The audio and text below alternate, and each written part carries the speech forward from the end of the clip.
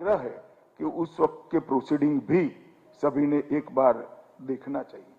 उनको तनख्वाह मिलती थी, तनख्वाह की अमाउंट मैं अभी कहना नहीं चाहता क्योंकि उस जमाने में तनख्वाह बड़ी कम होती थी, परंतु उन्होंने तनख्वाह की भी व्याख्या की कि ये मेरी निजी इनकम है और इस पर मेरा अधिकार है, इसलिए तनख्वाह का आधा हिस्सा गांधी जी के स्वराज के आंदोलन में विट्ठल भाई ने देने का फैसला किया और जरा भी नहीं। इन्होंने कहा अध्यक्ष के नाते मेरी निजी इनकम है और इसको मैं अपने विचार से खर्च कर सकता हूं, इससे मेरी सभापति के दायित्व के निर्वहन में कोई कहीं बाधा नहीं होती है।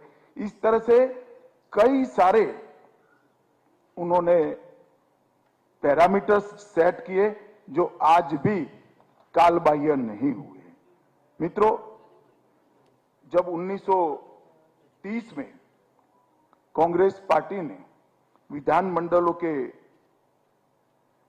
बहिष्कार का ऐलान किया, तब सभी विपक्षी सदस्य त्याग पत्र दे चुके थे और बाद में विट्ठल भाई पटेल ने भी त्याग पत्र देते हुए एक ही वाक्य लिखा था त्याग पत्र में, अब मेरा स्थान भारत की जनता के बीच में है और मेरा काम भारत की जनता की स्वतंत्रता है।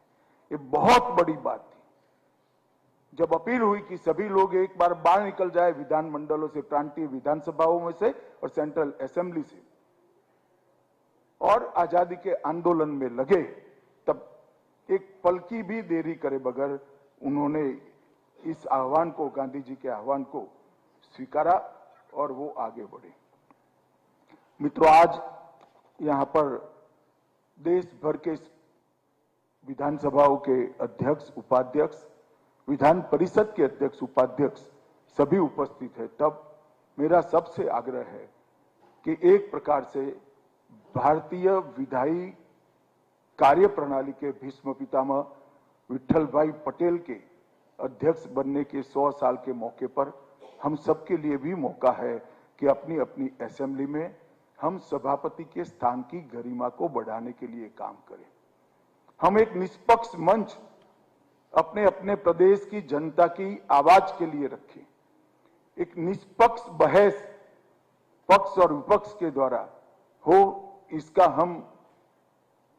इसको हम सुनिश्चित करें और सदन की कार्यवाही विधानसभा के नियमों के अनुसार, लोकसभा राज्यसभा के नियमों के अनुसार हो, इसके लिए हम आग्रही बने, क्योंकि विचार मंथन ही ये लोकतंत्र में जनता की समस्याओं के निवारण का सर्वश्रेष्ठ माध्यम है। और साहब, मैं आप सभी को एक अपील करना चाहता हूं, हमारे 13,000 साल पुराने इतिहास में जब जब भी सभाओं ने अपनी गरिमा खोई है तो बहुत बुरे परिणाम हमें भुगतने पड़े हैं। मैं आज हस्तिनापुर की सभा का भी आपको याद दिलाना चाहता हूं। जब हस्तिनापुर की सभा ने अपनी गरिमा खो दी, जब एक स्त्री के सम्मान में सभा खड़ी नहीं हुई, तब महाभारत हुआ था। सभाओं की गरिमा ये देश के हित में जनता की आवाज को वाचा बनने का, राज्य की जनता को वाचा बनने का माध्यम होना चाहिए। इसलिए सभापति को हमारे यहाँ इंस्टीट्यूशन का स्टेटस दिया गया है। सभापति अपने आप में एक संस्था होता है और एक प्रकार से बड़ा अंतर्विरोध है, क्योंकि सभापति चुनकर तो आते हैं एक राजनीतिक दल से, आते हैं तो एक राजनीतिक दल की विचारधारा से संबंध होकर, मगर सभापति की शपथ लेते ही उनको अंपायर नाते काम करना है।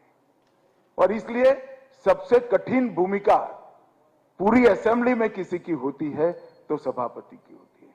मगर मैं आज गौरव के साथ कह सकता हूं कि भारतीय आजादी के इस 80 साल में और हमारे संविधान के 75 साल में हमारे देश भर की असेंबलियां, विधानसभाएं और लोकसभा में हमेशा सभापतियों ने लोकसभा और विधानसभा के गौरव को आगे बढ़ाने का काम किया है और हमारे लोकतंत्र को हमने मजबूत किया।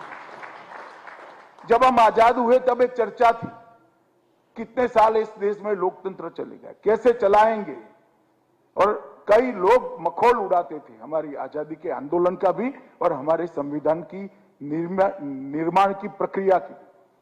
मगर आज मैं गौरव के साथ इस ऐतिहासिक सदन में कह रहा हूं कि हमने 80 साल में लोकतंत्र की नींव को पाताल से गहरा डालने का काम किया है और हमने ये सिद्ध किया है कि भारतीय जनता की रग रग में, भारतीय जनता के स्वभाव में लोकतंत्र पड़ा हुआ है। क्योंकि कई सारे देश हमने देखे हैं जिनकी शुरुआत तो लोकतांत्रिक तरीके से हुई, मगर 1 दशक, 2 दशक, 3 दशक, 4 दशक होते होते लोकतंत्र की जगह अलग अलग प्रकार का काम हुआ है।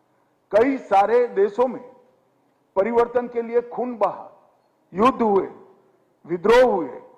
भारत एकमात्र ऐसा देश है विगत 80 साल में जो आजादी के बाद कई सारे परिवर्तन भारत की सत्ता में हुए, खून की एक बूंद बहे बगैर शांतिपूर्ण सत्ता परिवर्तन भारत में। और उसका मूल कारण कि हमने हमारी विधायी परंपरा को बहुत अच्छे तरीके से संजोकर रखा है। समय समय पर समय अनुकूल हमने परिवर्तन भी की है और उसमें सभापति की भूमिका जो न्यायाधीश की है उसका बहुत बड़ा योगदान है, क्योंकि निष्पक्षता और न्याय यही 2 स्तंभ है जिन पर